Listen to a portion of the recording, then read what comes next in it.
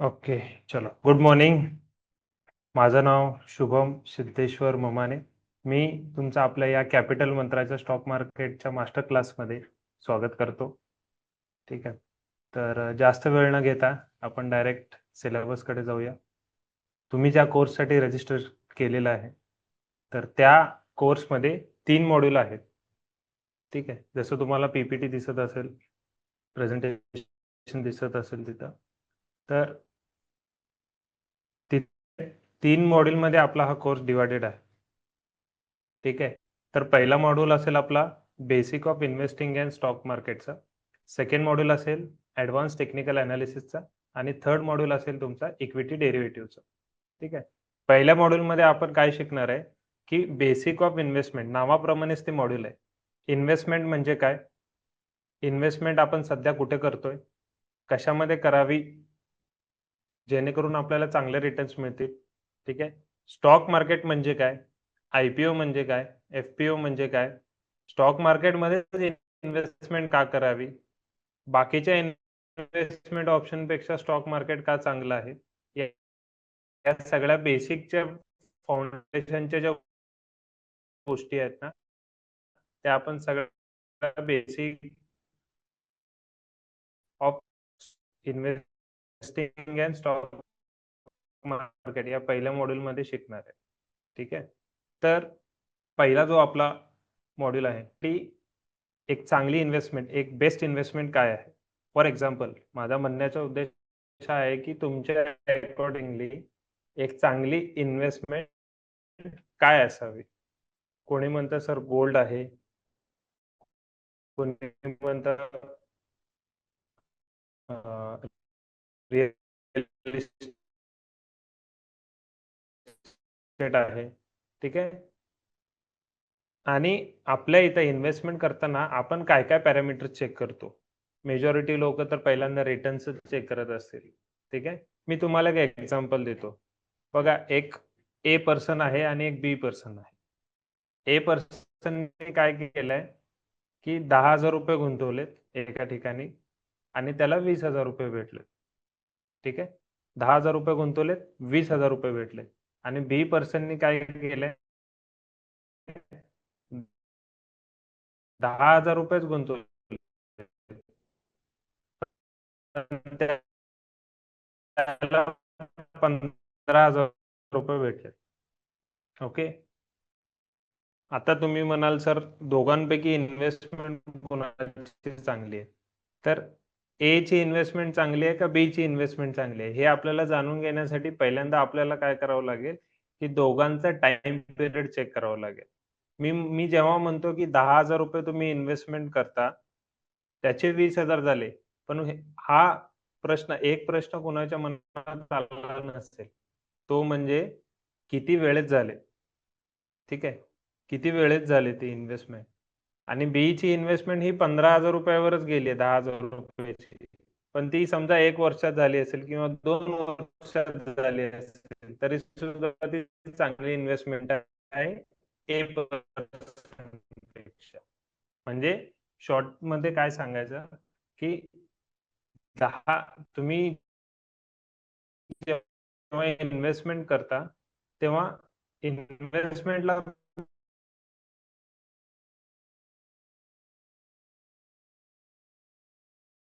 सगळ्यात जास्त महत्त्वाचा पॉइंट आहे तो म्हणजे एक्झाम्पल देत होतो. तुम्हाला सेम समजा एका वर्षासाठी तुम्हाला जी पण आहे, रिअल इस्टेट आहे, त्यानंतर एफ-डी चांगली रिटर्न देते. एका वर्षाच्या सेम पिरियड मिळतायत.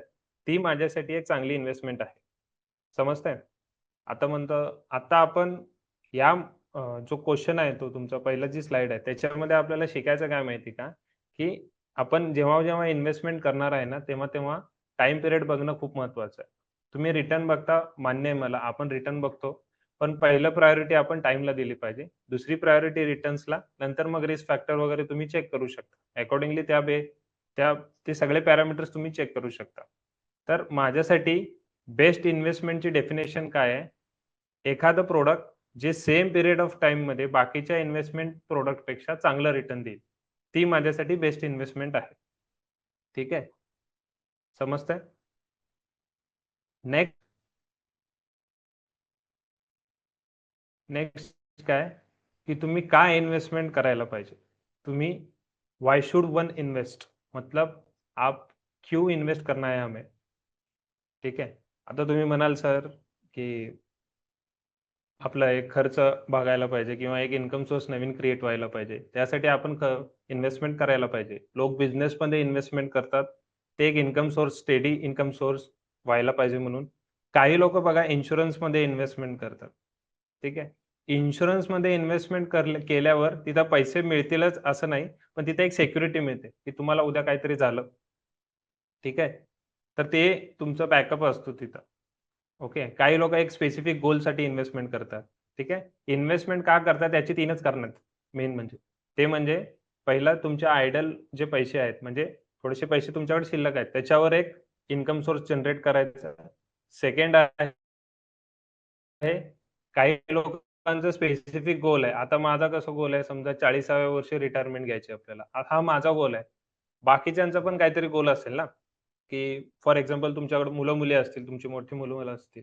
त्यांच्या लग्नाचा असेल एक गोल किंवा स्वतःच्याच रिटायरमेंटचा असेल किंवा वर्ल्ड टूरचा गोल असेल, घर घ्यायचं आहे, कुठेतरी गाडी घ्यायची मोठी. तर त्या गोलसाठी पण एक इन्व्हेस्टमेंट केलेली, त्याला पण आपण काय म्हणतो, त्यासाठीच इन्व्हेस्टमेंट करत असतो. एक स्पेसिफिक गोल असतो तुमच्या आयुष्यात. त्यानंतर थर्ड जो रिझन आहे, तो म्हणजे अनसर्टन फ्युचर. अनसर्टन फ्युचर म्हणजे काय आत्ता बोलल्यासारखं, कधीही काही होऊ शकते. आपल्या हेल्थ बाबतीत ना, लोकं आज खूप थोडेसे कॉन्शियस झालेत. त्याच्यामधून जर आपल्याला थोडंसं इन्व्हेस्टमेंट करून जर हेल्थसाठी काही बॅकअप मिळत असेल, काही सिक्युरिटी मिळत असेल, तर ती एक बेस्ट इन्व्हेस्टमेंट आहे. फॉर एक्झाम्पल त्याच्यासाठी तुम्हाला काय करावं लागेल? क्लेम घ्यावं लागेल. तुमचं जे हेल्थ इन्शुरन्स आहे किंवा लाईफ इन्शुरन्स घ्यावंच लागेल. आणि मी तर सजेस्ट करतो, की सर्वांनी एक तरी लाईफ इन्शुरन्स घ्यायलाच पाहिजे. जेणेकरून काय कधीही काही घडू शकतं आता. आता अटॅकचं पण प्रमाण वाढलंय. कोणत्याही वयात कधीही काही होऊ शकतं. सो बॅकअप असावा आपल्यासाठी फायनान्शियल बॅकअप. त्यासाठी आपण एक हेल्थ इन्शुरन्स घ्यायलाच पाहिजे. ठीक आहे. पहिल्यांदा आपण बघितलं, की इन्व्हेस्टमेंट म्हणजे काय? जी कमी वेळेत जास्त रिटर्न देते ती एक चांगली इन्व्हेस्टमेंट. दुसरं आत्ता आपण बघतोय, का बरं करावी? नेक्स्ट आहे, कधी करावी? ठीक आहे. कधी करावी? तुम्हाला काय वाटतंय, की कधी करायला पाहिजे आपण इन्व्हेस्टमेंट?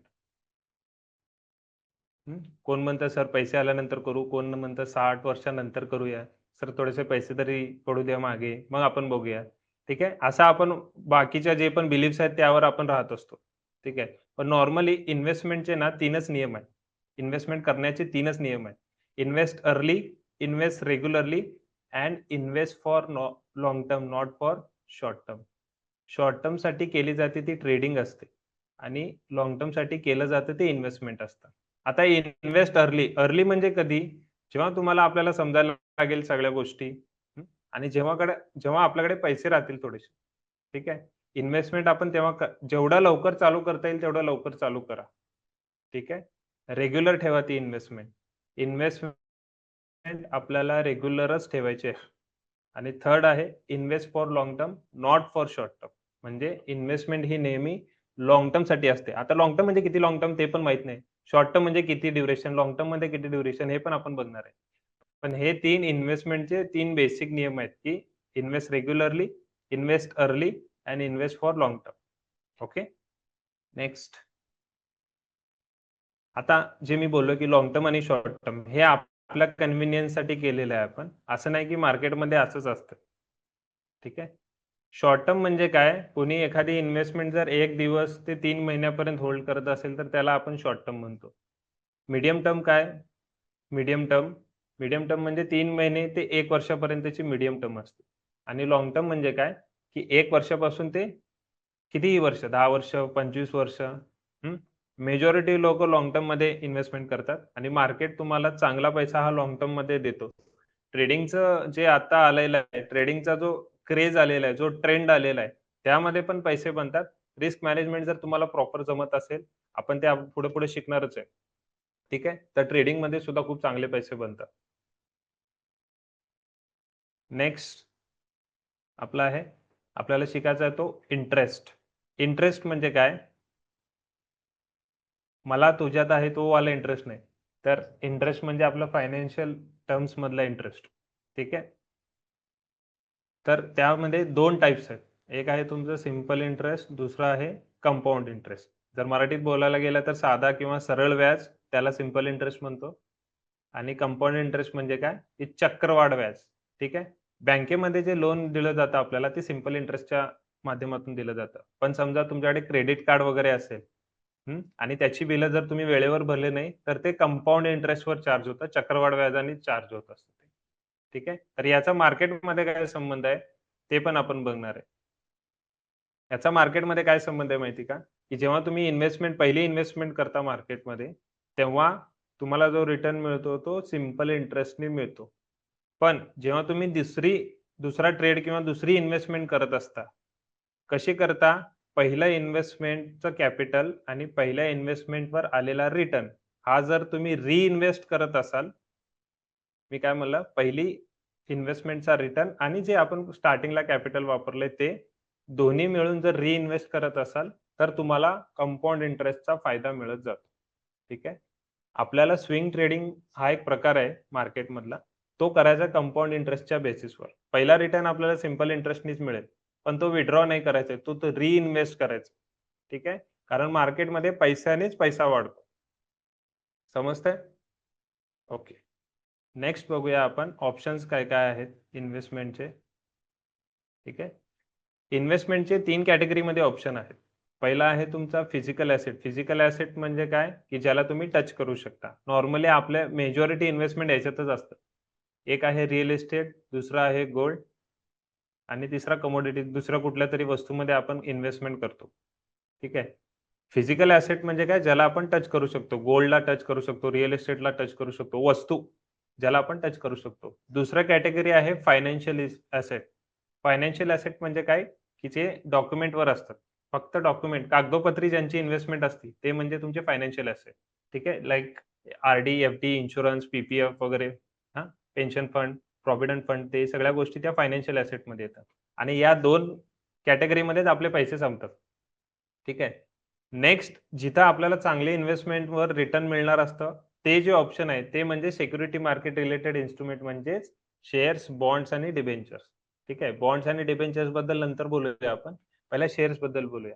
आपण एवढा चांगला इन्व्हेस्टमेंट समोर असताना आपण बाकीच्या इन्व्हेस्टमेंटमध्ये जे पहिलं आणि दुसरे आहेत, फिजिकल आणि फायनान्शियल त्याच्यामध्ये जास्त पैसे गुंतवतो. ठीक आहे. नॉर्मली बघा जर तुम्ही बघायला गेलात तर तुमचा इन्फ्लेशनचा रेट वाढतोय दरवर्षी. महागाईचा रेट वाढतोय 4 ते 6% च्या रेंजमध्ये. ठीक आहे. आणि तुमचे जे तुम्ही एफ-डी करता ते पण तेवढंच रिटर्न देताय. म्हणजे नॉर्मल जर बोलायला गेलं, जी वस्तू आज ₹1,00,000 मध्ये मिळतीये, ठीक आहे. ती 1 वर्षानंतर ₹1,06,000 ने मिळणार. ठीक आहे. तुम्ही आज 1,00,000 ची एफ-डी केली, वर्षानंतर 1,06,000च होणार आहेत त्याचे. ठीक आहे. समजतंय का? वस्तूंची किमती ज्या पद्धतीनं वाढतायत ना, पॅरलली काय होतंय पैशाची ताकद कमी होत चालली. तर आपल्याला हे जर पैशाची ताकद कमी द्यायची असेल, तर आपल्याला अशा ठिकाणी इन्व्हेस्टमेंट करावं लागेल, की ती इन्व्हेस्टमेंट आपल्याला वर्षाला कमीत कमी 10% रिटर्न देईल. समजतं का? कमीत कमी 10% रिटर्न देईल. 10च का? कारण आपलं महागाईचा दर जो आहे, तो 5-6% चा आहे. त्याच्यापेक्षा थोडंसं जर जास्त भेटलं, तर आपल्या पैशाची व्हॅल्यू कमी नाही होणार. समजतंय? ओके. शॉर्ट टर्मचे पण बघूया आपण, लाँग टर्मचे पण बघू. लाँग टर्मचे काय आहेत? शॉर्ट टर्मचे तुमचे सेव्हिंग्ज बँक अकाउंट आहेत, लिक्विड फंड्स आहेत किंवा एफ-डीज आहेत. हे सगळे शॉर्ट टर्मचे आहेत. Investment option. लाँग टर्मचे काय आहेत? लाँग टर्मचे आहेत तुमचे पोस्ट ऑफिस स्कीम आहे, पब्लिक प्रॉव्हिडंट फंड आहे. काही कंपन्या फिक्स्ड डिपॉझिट पण ऑफर करतात. ठीक आहे. आणि सगळ्यात महत्त्वाचा मार्केटमध्ये आता सध्या खूप ट्रेंडिंग असलेला म्युच्युअल फंड्स. म्युच्युअल फंड्स म्हणजे काय आपण आधी समजून घेऊया. ठीक आहे. म्युच्युअल फंड्स म्हणजे काय? तुम्ही पिग्मी ऐकलंय का पिग्मी? तुम्ही केलेलं पण असेल. जे व्यावसायिक लोकं, बिझनेसमॅन आहेत ते करत असतात नॉर्मली. ठीक आहे. पिग्मी म्हणजे काय? एक माणूस येतो आपल्या घरी, पिग्मी एजंट म्हणतात त्याला. तो आपल्याकडून ₹100, ₹500, 5,000, 10,000 जे पण तुम्ही करत असाल, ती अमाउंट घेतो, डायरीमध्ये नोट करतो आणि घेऊन जातो. ठीक आहे. ते घेऊन गेलेलं कुठं डिपॉझिट होतात? त्यांच्या पतसंस्थेत किंवा कुठल्या पण बँकेमध्ये डिपॉझिट होतात. आणि त्याचा रेट असतो 6 महिन्याला 3-4% च्या अराउंड असतो. 2.5 ते 4% एवढं व्हेरिएशन असतं त्याचं. म्हणजे काय आपण रोज थोडी-थोडी अमाउंट काय करतोय, इन्व्हेस्टमेंट करतोय आणि ते पैसे पतपेढीत जातात. ठीक आहे. म्युच्युअल फंड म्हणजे काय, तुम्ही दर महिन्याला थोडीशी रक्कम काढून ठेवायची बाजूला. थोडीशी रक्कम इन्व्हेस्ट करायची एका कंपनीच्या मार्फत आणि ती कंपनी काय करत असते, तुमच्या नावाने मार्केटमध्ये इन्व्हेस्टमेंट करत असते. ठीक आहे. इन शॉर्ट म्युच्युअल फंड्स म्हणजे मार्केटमध्ये केलेली पिग्मी असं म्हणू शकता तुम्ही. समजतंय? हं. आता समजा एका शहरामध्ये किंवा एका देशामध्ये तुम्ही तुमच्याकडे एच-डी-एफ-सी बँकेचा एक म्युच्युअल फंड चालू आहे. एस-आय-पी म्हणतो आपण त्याला. Systematic investment plan. तो चालू आहे. ₹1000 पर मंथचा चालू आहे. ठीक आहे. असे त्यांचे 1 करोड लोक आहेत. 1 करोड कस्टमर्स आहेत पूर्ण इंडियामध्ये. ठीक आहे. पूर्ण भारतामध्ये 1 करोड कस्टमर्स आहेत. प्रत्येकाकडून जर त्यांनी ₹1000 जर कलेक्ट केले, तर त्यांच्याकडे दर महिन्याला 1000 करोड रुपयाचा फंड येत असतो. ठीक आहे. 1000 गुणिले 1 करोड. ठीक आहे. तर 1000 करोड रुपयाचा फंड येत असतो. ते लोकं काय करतात, एच-डी-एफ-सी बँक किंवा एच-डी-एफ-सी ए-एम-सी म्हणतो ना आपण त्याला, ती काय करत असते, एक फंड मॅनेजर अपॉइंट केलेला असतो, एक माणूस अपॉइंट केलेला असतो, ज्याला ॲट लीस्ट 20-25 वर्षाचा मार्केटचा एक्सपिरियन्स आहे. तो काय करतो, ते 1000 करोड रुपये त्याच्या एक्सपिरियन्सच्या जोरावर मार्केटमध्ये वेगळ्या-वेगळ्या कॅटेगरीमध्ये डिव्हाईड करून इन्व्हेस्टमेंट करतो. आणि त्याच्यातून ऑन एन एव्हरेज 30% ते 40% रिटर्न ते कमवत असतात. ठीक आहे. On an average. ठीक आहे. पण आपल्याला तेवढे मिळत नाहीत. आपल्याला 15% ते 20 मॅक्सिमम 20% पर्यंत मिळू शकतात. ठीक आहे. आणि काही-काही कंपनीचं काय असतं, की 2-3 वर्ष तुम्ही मिनिमम ठेवायला पाहिजे. म्हणजे लॉक इन पिरियड म्हणतात त्याला. तुम्ही 2-3 वर्ष ठेवलात तर एवढे-एवढे रिटर्न तुम्हाला अंदाजे मिळू शकतात. ते फिक्स तिथंही काही नसतं. ठीक आहे. सगळं totally depends on market condition. ठीक आहे. Investments are subjected to market risk असं डिस्क्लेमर असतं. ठीक आहे. त्यासाठी म्युच्युअल फंड लाँग टर्मसाठी जर विचार करत असाल, लाँग टर्म म्हणजे 10 वर्ष, 15 वर्ष किंवा 25 वर्षासाठी. ठीक आहे. तर खूप चांगला ऑप्शन आहे. तुमच्या डोक्याला काही झंझट नाही, कुठला स्टॉक बघायची गरज नाही. फक्त प्लॅन निवडायचा आहे तुम्हाला, अमाउंट निवडायची आहे. दरवर्षी जर टॉप अप करायचं असेल, वाढवायचं असेल 10% समजा तुम्ही यावर्षी ₹1000 करताय, पुढच्या वर्षी मला 1100 करायचे आहेत. स्टेप अप करायचं असेल, तरीसुद्धा ते करू शकता आणि खूप चांगली अमाउंट लाँग टर्ममध्ये म्युच्युअल फंडच्या थ्रू कमी इन्व्हेस्टमेंट दर महिन्याला करून सुद्धा क्रिएट होते. ठीक आहे. तर मी तर सजेस्ट करतो, की तुमच्या घरात कोण मुलं-मुली असतील, ज्यांच्या लग्नाचा विषय आहे किंवा तुम्ही स्वतः तुमच्याकडे अजून तुमचं वय समजा 30च्या किंवा 25च्या खाली असेल, 20 ते 30च्या रेंजमध्ये असेल, तर तुम्ही सध्या इन्व्हेस्टमेंट थोडीशी म्युच्युअल फंडमध्ये चालू करा. ₹500 का असेना किंवा ₹1000 का असेना, पण चालू करा. ठीक आहे. कारण पुढे जाऊन आपल्याला कधीही एकदम अचानक खर्च आला, तर तिथून आपले ते पैसे रिकव्हर होऊ शकतात. ठीक आहे. आणि लाँग टर्मचा जर विचार केला, शेअर्स तर इन्व्हेस्टमेंट तुमची चांगलीच आहे. पण म्युच्युअल फंडचा कसा आहे, एक फायदा काय तुम्ही अगदी ₹100 पासून चालू करू शकता. सो मी सजेस्ट करतो, की म्युच्युअल फंड्समध्ये तुम्ही इन्व्हेस्टमेंट आत्ताच चालू करा. ठीक आहे. दर महिन्याला 500 ते ₹1000 तुम्ही इझिली अरेंज करू शकता. कुणीही आता एवढं फायनान्शियली आपण स्ट्रॉंग आहे, की ₹500,000 आपण महिन्याला अरेंज करू शकतोच कुठून. आणि ते इन्व्हेस्टमेंट करण्याजोगा तेवढं चांगलं ऑप्शन सुद्धा आहे ते. ठीक आहे. ओके. नेक्स्ट काय आहे? आता आपण मेन मार्केटकडे येऊया. ठीक आहे. आपलं जे मार्केट आहे ना, इंडियन मार्केट, ते 2 पार्ट्समध्ये डिव्हायडेड आहे. एक आहे मनी मार्केट, दुसरं आहे कॅपिटल मार्केट. मनी मार्केट म्हणजे काय? इथं अशा गोष्टी येतात, की ज्या रोज ट्रेड होत नाहीत. ट्रेड म्हणजे काय? त्याच्यामध्ये रोज ट्रान्झॅक्शन होत नाही. बाय आणि सेलचे व्यवहार होत नाहीत त्यात.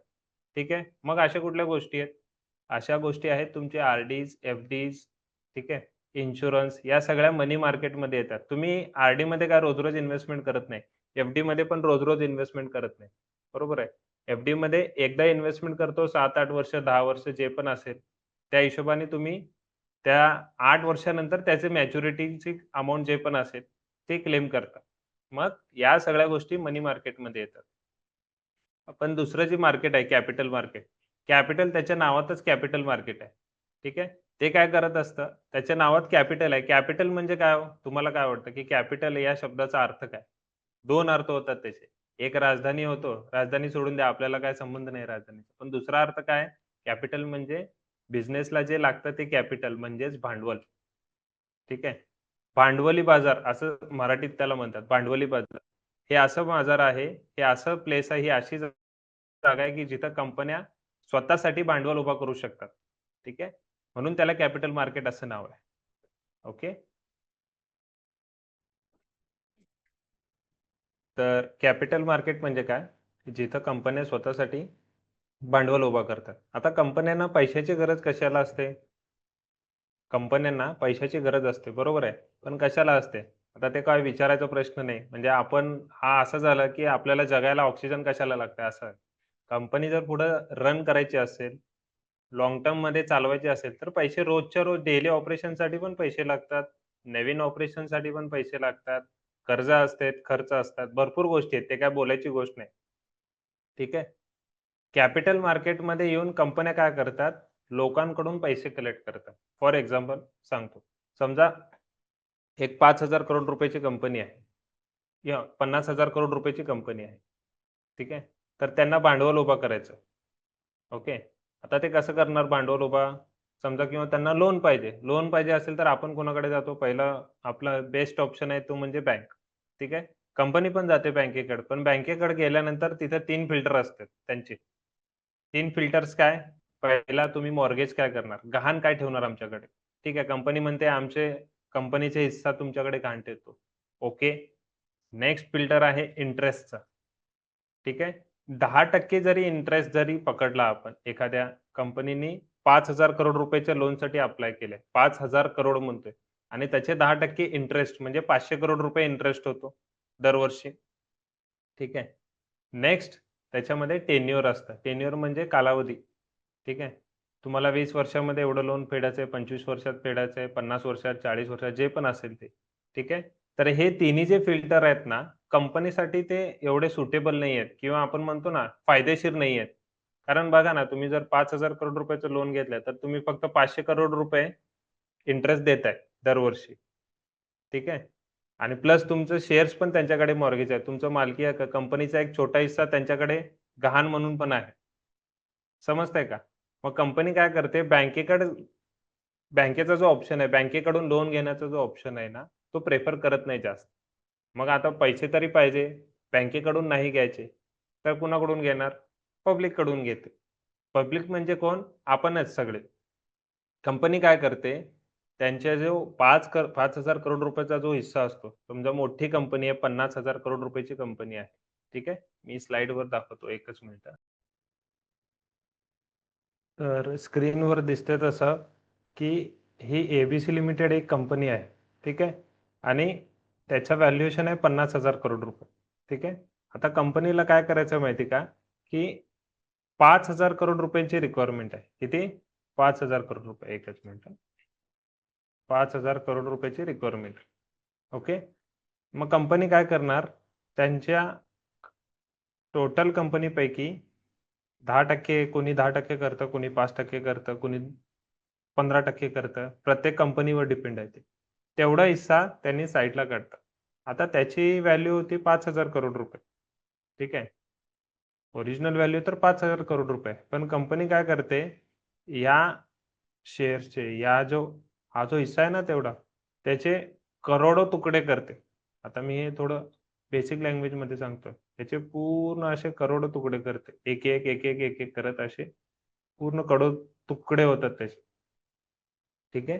तो एक तुकडा म्हणजे तुमचा एक शेअर असतो. एक इक्विटी शेअर असतो. ठीक आहे. हं. आता पब्लिककडून पैसे जेव्हा घेत असतात, पब्लिककडून फंड रेज करायचं आहे, तर कोणी एखादा माणूस तरी 5,000 कोटी रुपये नाही देऊ शकत. पण 1 करोड लोकं जर 500-500 किंवा 5,000 हजार रुपये जरी दिले, ठीक आहे. 1 करोड लोकांकडून जर 5,000 रुपये घेतले आपण, प्रत्येकी 5,000 रुपये जर घेतले, तर 5,000 करोड रुपये इझिली बनतात त्यांचे. ठीक आहे. आता एवढा जो हिस्सा आहे, जो तुम्हाला दिसतोय, मी डार्क केलेला ब्लॅक कलरचा, या हिश्श्याचे कमीत कमी त्यांनी 10 करोड तुकडे करतात. किती? 10 करोड. एक मिनिट हां. याचे किती तुकडे होतात? 10 करोड तुकडे होतात. 10 करोड पार्ट्स म्हणा किंवा शेअर्स म्हणा. म्हणजे जर आपल्याला 10 करोड शेअर्स विकून किंवा गहाण ठेवून आपल्याला 5,000 करोड रुपये जर जमवायचे असतील, तर एक तुकडा तुमचा पडतो. एक तुकड्याचं व्हॅल्युएशन काय होतं माहिती आहे का? ₹500 होतं. ठीक आहे. किती होतं? ₹500. ओके.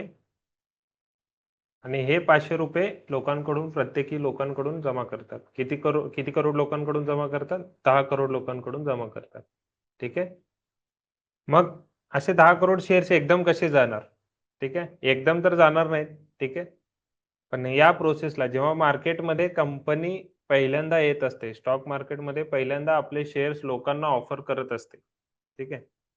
आणि लोकांकडून पैसे फंड्स रेज करत असते. तर त्या प्रोसेसला म्हणतात आय-पी-ओ. काय म्हणतात? आय-पी-ओ. आय-पी-ओचा फुल फॉर्म आहे इनिशियल इनिशियल पब्लिक ऑफरिंग. म्हणजे स्टार्टिंगला इनिशियल पब्लिक ऑफर म्हणू शकता किंवा पब्लिक ऑफरिंग. ठीक आहे. पहिल्यांदा जेव्हा कंपनी मार्केटमध्ये येत असते, तेव्हा लोकांना केलेली ऑफर याचं मीनिंग आहे आय-पी-ओ इनिशियल पब्लिक ऑफर. ठीक आहे. पण तेव्हा जेव्हा आय-पी-ओ लॉन्च होतो ना कंपनीचा, तेव्हा तुम्हाला एक शेअर घेता येत नाही. कंपनीने 2 गोष्टी डिसाईड केलेल्या असतात. काय डिसाईड केलेलं असतं? ते सांगतो. सगळ्यात आधी डिसाईड केलेला असतो तुमचा प्राइस बँड. ठीक आहे. प्राइस बँड म्हणजे काय? आता मी जसं म्हणलो, की इथं जर ₹500 चा एक शेअर घ्यायचा असेल, तर कंपनी काय म्हणते, तुम्ही ₹450 ते ₹500 या रेंजमध्ये तुम्ही अप्लाय करू शकता. ठीक आहे. आणि कमीत कमी तुम्हाला 30 शेअर्स घ्यावे लागतील. ठीक आहे. माझं ऑब्झर्वेशन असं आहे किंवा आय-पी-ओचा नियम पण आहे मे बी तो, की मिनिमम तुम्हाला ₹15,000 ते ₹20,000 किंवा 20,000 च्या आत तुम्हाला इन्व्हेस्टमेंट करावीच लागेल आय-पी-ओसाठी. म्हणजे कंपनी काय म्हणते, तुम्हाला प्राइस बँड ठरवून दिलाय ₹450 ते ₹500 च्या दरम्यान. कमीत कमी तुम्हाला 30 शेअरसाठी अप्लाय करायचं आहे. त्याच्यापेक्षा खाली जर असेल, तर आम्ही तो ॲप्लिकेशन रिजेक्ट करू. ठीक आहे. मिनिमम प्रत्येक माणसाकडून किंवा प्रत्येक इन्व्हेस्टरकडून कंपनी 14 ते ₹15,000 कमीत कमी घेत असते. तरच तुम्ही एलिजिबल असता. जर तुमच्याकडे ₹10,000 असतील आणि तुम्ही अप्लाय करता आय-पी-ओला तर अप्लाय होणारच नाही. ठीक आहे. कारण कंपनीला 3 ते 4 दिवसात एवढी अमाउंट जमा करायची. किती? 5,000 करोड रुपये जमा करायचे. मग समजा कोणी एक-एक शेअर जर विकत बसला, तर 1 वर्ष जाईल त्याला पूर्ण ते 5,000 करोड रुपये जमा करायला. त्यामुळं कंपनी काय करते, की आय-पी-ओमध्ये जे पण डीलिंग होतं ते लॉट वाईज डीलिंग होतं. म्हणजे तुम्हाला लॉट वाईजच घ्यावं लागेल. ठीक आहे. पहिल्यांदा जेव्हा कंपनी येते मार्केटमध्ये त्याला काय म्हणतो आपण? Initial public offer. ओके. आता कंपनी आली आणि कंपनीनी सगळं लिस्ट वगैरे केलं. ठीक आहे. पण सगळ्यात मोठी अडचण कुठे येते माहिती का? कंपनीला एक नियम, एक रूल फॉलो करावा लागतो किंवा एका फिल्टरमधून जावं लागतं. कंपनीने किती शेअर्स आणलेत? 10 करोड शेअर्स आणलेत, बरोबर आहे? त्या 10 करोड पैकी 9 करोड शेअर्ससाठी म्हणजे 9 करोड नंबर म्हणतोय मी. 9 करोड शेअर्ससाठी लोकांनी अप्लाय केलं पाहिजे. म्हणजे त्याला सायंटिफिकली काय म्हणतात किंवा प्रोफेशनल लँग्वेजमध्ये काय म्हणतात? तुमचा आय-पी-ओ 90% सबस्क्राईब व्हायला पाहिजे. कळतंय? म्हणजे तुम्ही मार्केटमध्ये 10 करोड शेअर्स घेऊन आलात. तुम्ही मार्केटमध्ये 10 करोड शेअर्स आणलात टोटलमध्ये. तुम्ही जेवढे पण शेअर्स आणा त्याच्या पर्सेंटेजमध्ये 90% शेअरसाठी लोकांनी अप्लाय केलं पाहिजे. लोकांचे ॲप्लिकेशन आलेले पाहिजेत. 89% असेल तरी सुद्धा ते आय-पी-ओ रिजेक्ट होतो. लोकांचं काहीच नुकसान होत नाही. कंपनीचं नुकसान होतं. ठीक आहे. तर ही सगळ्यात मोठा जो फिल्टर आहे किंवा सगळ्यात मोठी जी अट आहे, ती कंपनीला क्रॉस करावी लागते. 3 ते 4 दिवसात लोकांनी तुम्ही जेवढे शेअर्स आणलेत मार्केटमध्ये कंपनीनी, त्याच्यापैकी 90% शेअर्ससाठी लोकांनी अप्लाय केलं पाहिजे. याला म्हणतात 90% तुमचा आय-पी-ओ सबस्क्राईब व्हायला पाहिजे. समजतंय? ओके. तर ही झाली पहिली प्रोसेस. दुसरी प्रोसेस एक असते, जे आपल्या स्लाइडमध्ये दिसत असेल. ठीक आहे. स्लाइडमध्ये दिसतंय. एकच मिनिट हां, दाखवतो तुम्हाला. तर स्लाइडमध्ये काय दिसतंय? एफ-पी-ओ दिसतंय तुम्हाला. आपण आता आय-पी-ओ बघितला. आय-पी-ओ म्हणजे काय? Initial public offering. मार्केटमध्ये जेव्हा कंपनी पहिल्यांदा येत असते, त्या प्रोसेसला आय-पी-ओ असं म्हणतात. पण समजा मार्केटमध्ये ऑलरेडी 2000 साली आलेली आहे समजा किंवा एक 10-20 वर्ष झाले. मार्केटमध्ये ऑलरेडी आहे, कंपनी एस्टॅब्लिश्ड आहे. कंपनीचे शेअर्स पण ट्रेड होतात. ठीक आहे. नंतर परत पैशांची गरज पडली एक 10-20 वर्षानंतर. तर कंपनीला ते सुद्धा फीचर आहे किंवा ते सुद्धा सुविधा आहे, की तुम्ही परत तुमचे शेअर्स लोकांमध्ये डायल्यूट करू शकता. डायल्यूट म्हणजे लोकांना घाण देऊ शकता आणि लोकांकडून पैसे उचलू शकता. पण यावेळी एफ-पी-ओ करताना कंपनीचे जे ऑलरेडी स्टॉक आहे ना मार्केटमध्ये, त्या स्टॉकची किंमत काय आहे, त्या शेअरची किंमत काय आहे, त्याच्या जवळपासच तुम्हाला ते एफ-पी-ओ आणावं लागतंय. एफ-पी-ओ म्हणजे काय? कंपनी जेव्हा दुसऱ्यांदा पैसे उचलत असते ना, त्या प्रोसेसला एफ-पी-ओ असं म्हणतात. ठीक आहे. त्याचा फुल फॉर्म आहे फर्दर पब्लिक ऑफरिंग. ठीक आहे.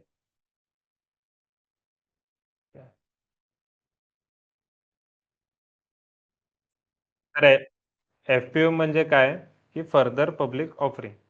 ओके. फर्दर पब्लिक ऑफर म्हणजे काय? की कंपनी जेव्हा दुसऱ्यांदा पैसे उचलत असते त्याला आपण एफ-पी-ओ म्हणतो. आता आय-पी-ओ जेव्हा लिस्ट होतो मार्केटमध्ये बघा आय-पी-ओ लोक लावायला खूप एक्साइटेड असतात. का बरं एक्साइटेड असतात? कारण ते आय-पी-ओ जेव्हा तुम्ही अप्लाय करता, समजा तुम्हाला ₹500 ला भेटलेला आय-पी-ओ. पर शेअर ₹500 कॉस्टिंग आलंय. टोटल तुमच्याकडे 30 शेअर्स आहेत आणि इन्व्हेस्टमेंट ₹15,000 ची झालेली आहे. ₹500 चे शेअर 30 आहेत. Total investment ₹15,000. तर तो ₹500 चा शेअर जेव्हा लिस्ट होतो, लिस्ट होणं म्हणजे काय? की त्या कंपनीचा मार्केटमधला ट्रेड होण्याचा पहिला दिवस आहे. ठीक आहे. पहिला दिवस. तो लिस्ट कितीला पण होऊ शकतो. 500 ला तुम्ही घेतलात, तो 700 ला होऊ शकतो, 800 ला होऊ शकतो. काही-काही आय-पी-ओ डायरेक्ट डबल झालेले आहेत. ठीक आहे. ₹1000 ला पण लिस्ट झालेले आहेत. ठीक आहे. पण असे उलटे पण आय-पी-ओ आहेत, की ₹500 ला तुम्ही घेतला, ₹300 ला पण लिस्ट झालेले आहेत, 200 ला पण झालेले आहेत, 400 ला पण झालेले आहेत. ठीक आहे. तर आय-पी-ओमध्ये तुम्ही कंपनीचा थोडंसं बॅकग्राऊंड स्टडी करायला पाहिजे. ठीक आहे. कंपनीचा बिझनेस काय आहे? त्याचं व्हिजन काय आहे? किंवा बिझनेसची लाईफ कितीपर्यंत आहे? ठीक आहे. कितीपर्यंत चालू शकेल? त्यांना कुठं जायचंय? त्यांच्या बिझनेसचा ऑब्जेक्टिव्ह काय आहे? किंवा एम काय आहे पुढं? भविष्यात त्यांचे प्लॅन्स काय आहेत? हे थोडंसं आपण स्टडी करू शकतो. वेबसाईटवर पण मिळतं आणि अजून एक गोष्ट असते, आय-पी-ओ जेव्हा लॉन्च होतो, तुम्ही अप्लाय केलेला असेल, तर त्याचा ग्रे मार्केट प्रीमियम नेहमी चेक करायचं आपल्याला. ग्रे मार्केट प्रीमियम म्हणजे काय?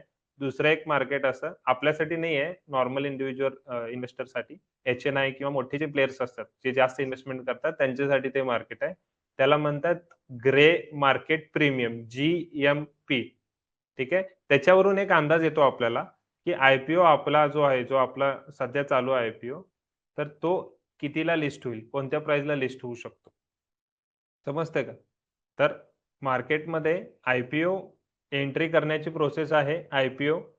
री-एंट्री करायची प्रोसेस आहे एफ-पी-ओ. एफ-पी-ओ म्हणजे काय? की तुम्ही दुसऱ्यांदा पैसे मार्केटमधून उचलताय. ठीक आहे. आता हे एंट्रीची तर प्रोसेस झाली आणि ही प्रोसेस सगळी प्रायमरी मार्केटमध्ये होत असते. ठीक आहे. आय-पी-ओ पण प्रायमरी मार्केटमध्ये, एफ-पी-ओ पण प्रायमरी मार्केटमध्ये होत असतात. आय-पी-ओ जेव्हा लिस्ट होतं, तेव्हा कंपनीला पैसे मिळतात. हं. आणि मार्केटमध्ये कंपनीचे शेअर्स येतात. मग ते शेअर्स आपल्यामध्येच ट्रेड होत असतात. मी आज 500 ला घेतलाय, उद्या समजा 800 ला विकला, तर कोणी 800 ला खरेदीदार असतो तिथं, बायर असतो. ठीक आहे. त्याने 800 ला घेतला, पण तो पुढे विकणार किती? ₹1000 ला किंवा ₹1200 ला विकेल. समजतंय का? हेच प्रोसेस वर्षानुवर्षे चालू आहे. ठीक आहे. तुम्ही घेता कितीला आणि विकता कितीला? Bye end sale. मार्केट म्हणजे असं काही रॉकेट सायन्स नाहीये. फक्त बाय आणि सेल. कधी बाय करायचंय आणि कधी सेल करायचंय. हाच मोठा प्रश्न आहे आणि याचाच कोड आपल्याला सोडवायचा आहे. कळतंय का? ओके. एफ-पी-ओचं काय एवढं विशेष नाहीये. एफ-पी-ओ ऑलरेडी मार्केटमध्ये शेअर असतो. परत री-एंट्री करते. मी आता एवढ्या 7-8 वर्षाच्या माझ्या करिअरमध्ये फक्त 1-2च एफ-पी-ओ बघितलेत.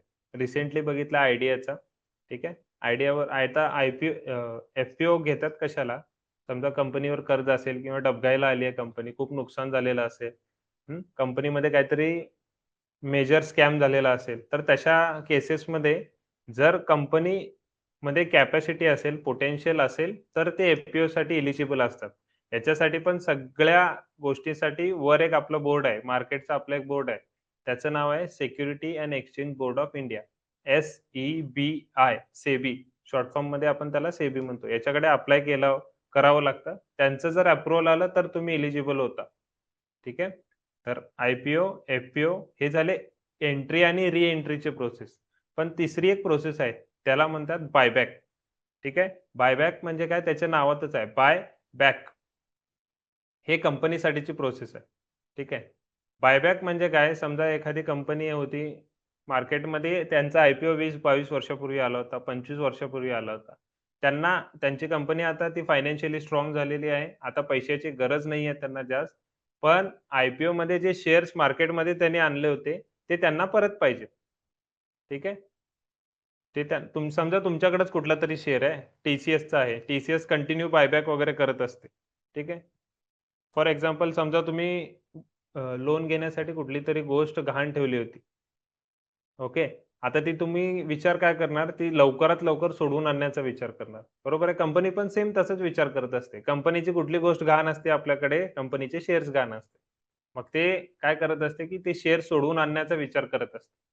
बरोबर आहे. मग कंपनी आपल्यावर बळजबरी करू शकत नाही. पण कंपनी आपल्याला एक ऑफर देत असते. फॉर एक्झाम्पल टीसीएसचा सध्याचा शेअर एका शेअरची प्राइस समजा ₹3000 आणि कंपनीला बायबॅक करायचं शेअर. कंपनीने त्यांच्या टोटल इक्विटी, टोटल शेअर्सपैकी 10% शेअर्स मार्केटमध्ये आणले होते. आता तेच बायबॅक वापस घ्यायचे आहेत त्यांना. कंपनी काय करते आपल्याला ऑफर देऊ शकते. सध्या नॉर्मली ₹3000 मार्केट रेट चालू आहे. समजा मी तुम्हाला 3200 ऑफर करतो. सगळ्या इन्व्हेस्टरला असते. ज्यांच्याकडे टीसीएसचे शेअर आहेत त्या सगळ्या इन्व्हेस्टरला ऑफर येतात ते. तुमच्याकडे मी ₹3200 देतो तुम्हाला. तुम्ही रेडी आहात का शेअर वापस द्यायला? मग ₹3200 ला जेवढे शेअर्स इन्व्हेस्टर रेडी होतात आणि त्यांची इक्विटी विकून टाकतात, शेअर विकून टाकतात, तेवढे शेअर्स ते रिकलेक्ट करतात. म्हणजे समजा 1-2% तरी होतील. जे 3200 ला नाही झाले, ते 3500 ला होतील. जे 3500 ला नाही झाले, ते 4000 ला होतील, 5000 ला होतील, पुढे जाऊन 10,000 ला पण होतील. ठीक आहे. बायबॅक हे जे प्रोसेस आहे ना, ती कंपनी कंटिन्यूअस आणत असते. ज्याला इक्विटी वापस सगळ्याच कंपन्या आणतात असं नाही. पण ज्यांना इक्विटी आपली वापस पाहिजे असते, रिटर्न पाहिजे असते. ठीक आहे. तर ती कंपनी कंटिन्यूअस आणत असते. ठीक आहे.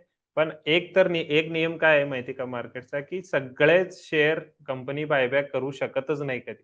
1-2% तरी शेअर्स मार्केटमध्ये त्यांचे राहतात म्हणजे राहतातच. ठीक आहे. कारण नवीन इन्व्हेस्टर येत असतात, बायबॅक होत असतं, परत नवीन बाय करत असतात, परत बायबॅक होत असतं. ठीक आहे. म्हणजे हे ट्रान्झॅक्शन कंटिन्यूअस चालू राहतं, नेहमी चालू राहतं. ठीक आहे. आय-पी-ओ तुमची एंट्रीची प्रोसेस, एफ-पी-ओ पण री-एंट्रीची प्रोसेस आणि बायबॅक म्हणजे एक्झिटची प्रोसेस आहे तुमची. समजतंय? आता हे सगळ्या गोष्टी होतात प्रायमरी मार्केटमध्ये. ठीक आहे. आपलं कॅपिटल मार्केटमध्ये 2 सब पार्ट्स जे तुम्हाला दिसतात स्क्रीनवर, ते म्हणजे एक प्रायमरी आणि सेकंडरी. प्रायमरी मार्केटमध्ये या सगळ्या गोष्टी होतात. ठीक आहे. आणि आपल्याला जे काम करायचं आहे, ते सेकंडरी मार्केटमध्ये काम करायचं आहे. आय-पी-ओ पण अप्लाय करायचेत आपल्याला.